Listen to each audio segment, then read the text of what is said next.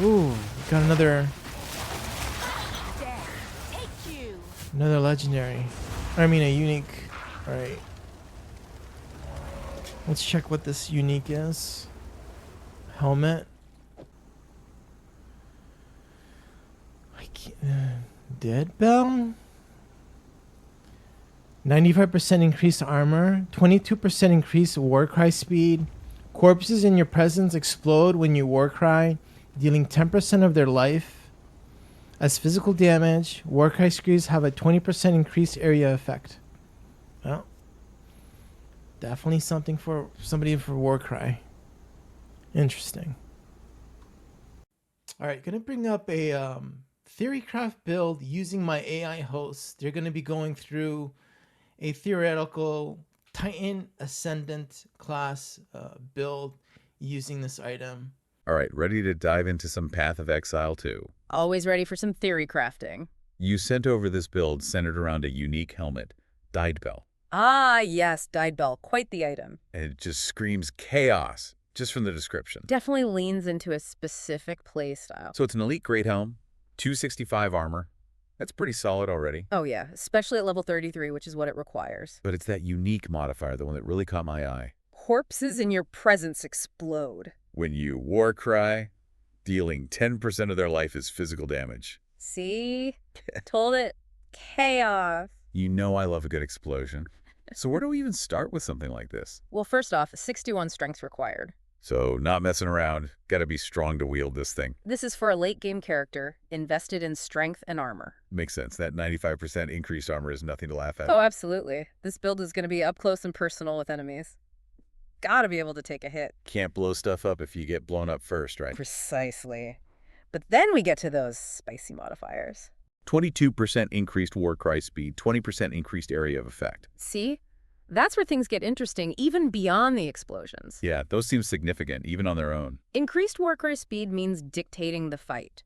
You're stunning, you're refreshing debuffs. It's all about control.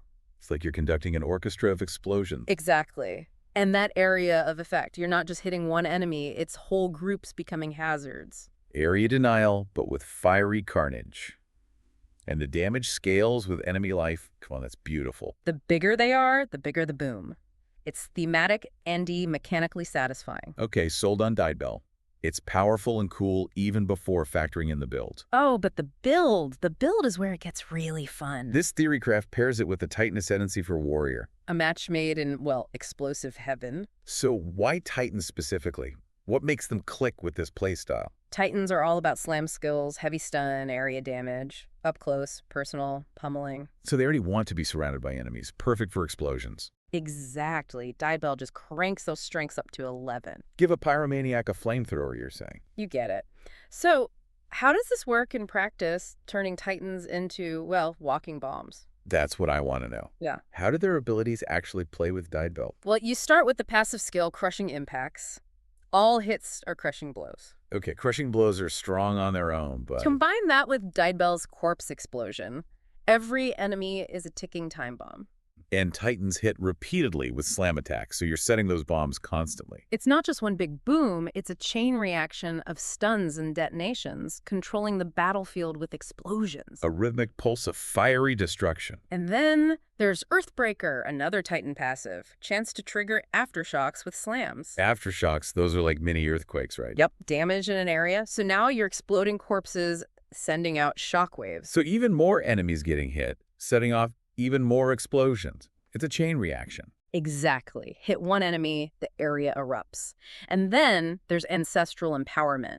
Every second slam, ancestrally boosted. More damage, more area, more fuel for the explosion fire, basically. Basically, you're turning each slam into a massive area denial attack. And to top it all off, There's got to be more. there's surprising strength, increased damage against heavy, stunned enemies. More stun, more damage, more explosions. It's a beautiful loop of pain. But you might be thinking, that's very reliant on stunning. Yeah, what if you hit an enemy immune to stun? What then? That's where strategy with war cries and support gems comes in. And that, my friend, is a story for after a very short break.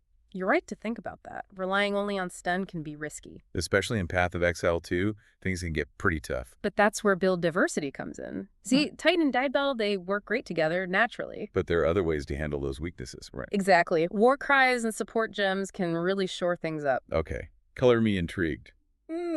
We've talked war cries, but I'm still not clear how they fit into explosions.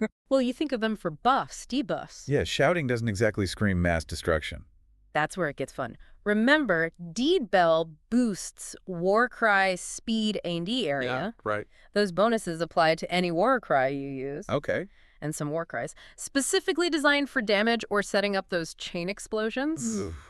Now we're talking. Give me examples. Seismic Cry, for example. Classic. Knocks back enemies, taunts them. Yeah. But it also synergizes with the Titan's Earthbreaker passive. Aftershocks with slams. So every Seismic Cry, you trigger an aftershock, more area damage. So you're knocking them back, taunting them in, hitting them with a quake, then they explode. It's crowd control, ND damage setup. Hurting cats, but with a much more fiery finale. Now, for those stun immune enemies, there's Infernal Cry.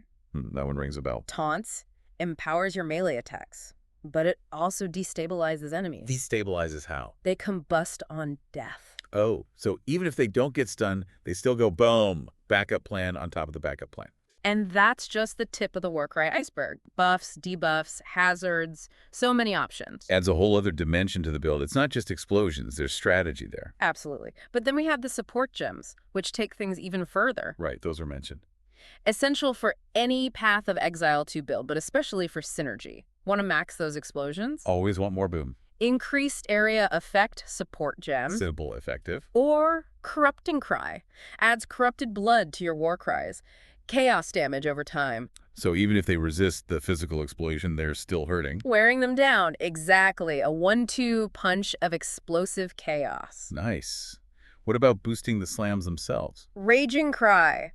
Generates rage with each war cry. Boosts attack damage exerted by those war cries. So you shout, you get angry, you hit harder. I like it. Then there's Fist of War. Makes ancestral boosts more frequent for slams. So more boosted slams, bigger slams, more explosions. This is getting out of hand. In the best way possible. But with all this going on... I was just thinking, that's got to be draining on resources. Mana, rage, you'd be empty in seconds. A valid concern. But luckily, there are ways to handle that. Yeah, resource management is always key in Path of Exile, too. Especially with a build this active. War cries, slams, explosions. It's a recipe for burning out your character, it sounds like. It can be if you're not careful. That's where knowing the mechanics comes in. So it's not just about grabbing the flashiest skill. Not at all. It's about the interaction, your stats, passives, even your playstyle. Holistic approach, then. Got to build in ways to sustain all that. You got it. Lots of tools for that, actually. Passive skills on the tree, for one. Like what kind of passives? Increasing your mana pool, mana regen, even life leech from attacks. Life leech. So you're hitting and healing at the same time. Exactly. Turning offense into defense. Smart. And there are items that boost these even further. Amulet, ring. Big difference for a hungry build. So it's that balance. You're a whirlwind of destruction, but you got to weather your own storm. It's a dance, finding that sweet spot. And that's what makes build crafting so fun in Path of Exile too. Always tinkering, optimizing, trying to break the game in a good way. Absolutely. And with Deidbell, there's another layer to that balance. Oh, what do you mean? It's not JST about stunning and exploding, right? Well, yeah, if everything dies instantly. You're not using those Titan stun synergies to their fullest. Right. So timing becomes crucial.